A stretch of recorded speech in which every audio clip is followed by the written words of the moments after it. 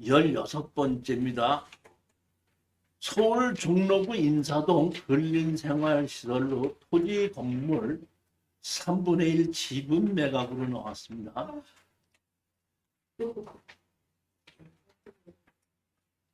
10억짜리가 6억 5천까지 떨어졌는데, 이게 인사동이라는 곳은 외국인들이 많이 오기도 하지만은 국내 사람들도 많이 가는 곳이 인사동이에요. 보면 명동은 외국인들이 많이 오는 곳이죠. 특히 중국 사람들이 많이 갔기 때문에 지금 오지 않다 보니까 명동이라는 곳에 상가가 전부 다 비일 정도로 돼 있지만은, 인사동도 마찬가지로 관광객이 많이 오지만은, 인사동이라는 것은 관광객뿐만 아니라 여기 한국 사람들도 상당히 많이 찾는 곳인데, 거기에 토지 건물로 지분으로 3분의 1 지분이 경매로 나온 겁니다.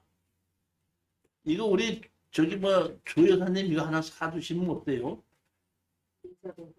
인사동, 그래도 인사동 정도의 빌딩을 하나 갖고 있어야지 명함을 내미는 거 아니에요, 보면은. 지난번 추천 때 이거 사준 거 태안님 마음에 들어서 갔다 왔다니까.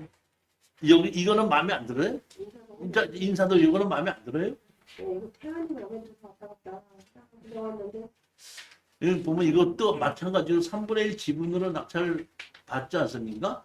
그럼 나머지 3분의 2 지분권자한테 뭘 달라고 요구할 수 있죠? 지료 달라고 청구할 수 있죠.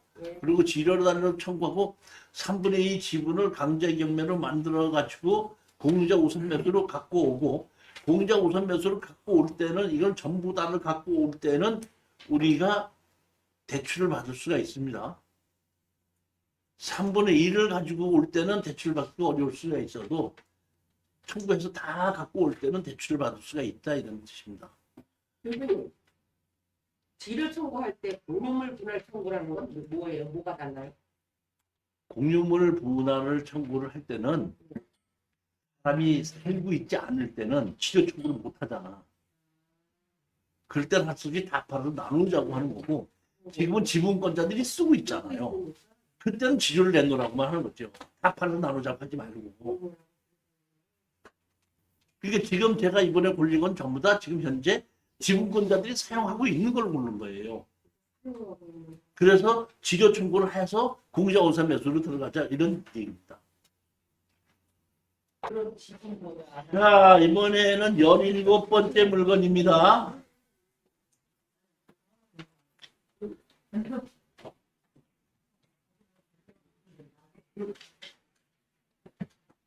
경상남도 창원 아파트 토지 건물 전체 매각인데, 대지권 미등기 이렇게 되어 있습니다. 대지권 미등기가 되어 있는데도 불구하고 감정에는 포함이 되어 있기 때문에 대지권이 나한테 넘어오는 것은 맞습니다. 그런데 여기 보게끔 되면 대항력 있는 임차인이 있죠. 임차인이 있는데 3천만 원에 25만 원인데 이 사람이 배당 요구를 했죠. 그러니까 우리는 낙찰금에서 이 사람이 배당 요구를 해서 가져가기 때문에 제가 보기에는 큰 문제는 없는 것 같아요. 그리고 이 사람이 한 달에 지금 25만 원씩을 지금 내고 있지 않습니까? 내고 있기 때문에 제가 판단하기에는 이 3천만 원을 전부 다를 인정을 안 할 것 같아요. 25만 원씩 내지 않았을 거 아니에요, 경매로 진행되는 게. 그러니까 결국 되면 제가 보기엔 많이 받아가야 한 500만 원이나 1000만 원 정도 받아가는 걸로 끝날 것이다, 이렇게 생각을 합니다. 그렇지만 하여튼 간에 우리 낙찰자하고는 문제가 없다는 겁니다. 그런데 여기 보게끔 되면 목록상 소유권 대지 비율은 55.20번분의 2602이고, 이에 따른 대지권 지분 면적은 뭐 얼마인데 이렇게 적어놨는데, 여기서 보시게끔 되면은 이 아파트 단지 안에 상가가 있고 아파트가 있는데, 그 감정평가사가 보기에는 그런 것이 지분율이 조금 잘못된 것 같다. 이렇게 얘기를 해서 거기에 맞춰서 동매 가격을 결정한 거기 때문에 실질적으로 우리가 아파트에 살고 있는데 내가 상가가 있어가지고 땅 지분이 11평이면 어떻고 10평이면 어떻고 11.5평이면 어떤지 내가 아파트 사는 데는 아무 지장이 없다 이런 얘기거든요. 그렇기 때문에 그런 거는 무시하고 그냥 입찰에 들어가도 아무 문제가 없다 그런 얘기입니다.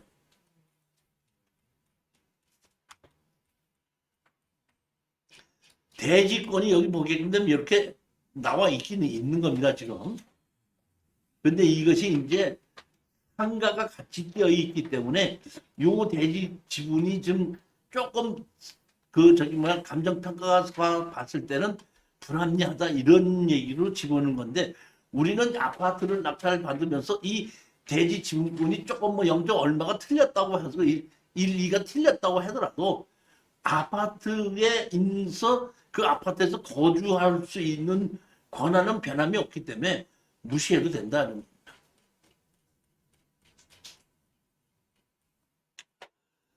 경상북도 경산에 토지 건물이 13분의 2 지분 매각으로 나왔는데 강제 경매로 3,100만 원이 청구가 됐거든요.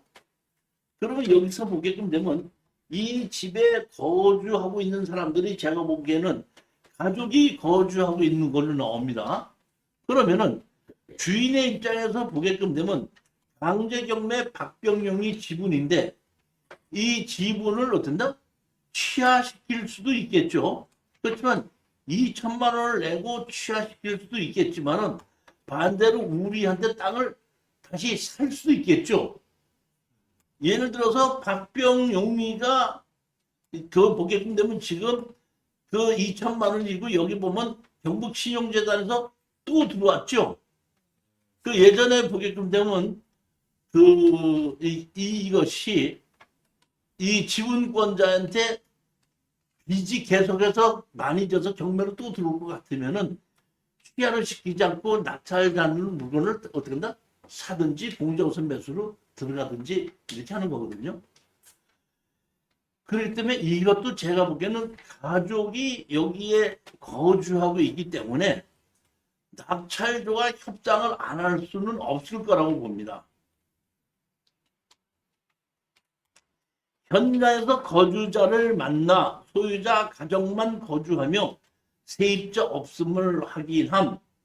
소유자가 가족으로 같이 살고 있기 때문에 이런 경우에는 공유자 경매를 좀 알면은 공유자 우선 매수로 들어오고 경매를 모르는 사람이 있으면은 우리 낙찰자와 협상을 해야지 되는 겁니다. 근데 이런 경우에 보면 낙찰자와 협상을 할 때 잔금을 내기 전에 먼저 가서 협상을 해서 그분이 싸게 사는 걸 원한다 하게끔 되면은 우리가 잔금을 내지 않겠다고 얘기하고 입찰 보증금 들어가는 가격과 위로금을 얼마를 받고 이분에게 공유자 우선 매수로 신청을 하게끔 해서 낙찰 받은데 미납하면 재경매가 나오죠.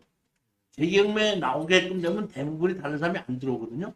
그때 공유자 우선 매수 신청하면 최저가로 그냥 그대로 가져가게 할 수도 있기 때문에 이런 경우에는 우리가 잔금을 안 내고도 협상이 가능할 수 있는 물건이다. 물론 가봐야지 않겠지만 그럴 수도 있다 이런 뜻. 그렇게 된다는 얘기가 아니라.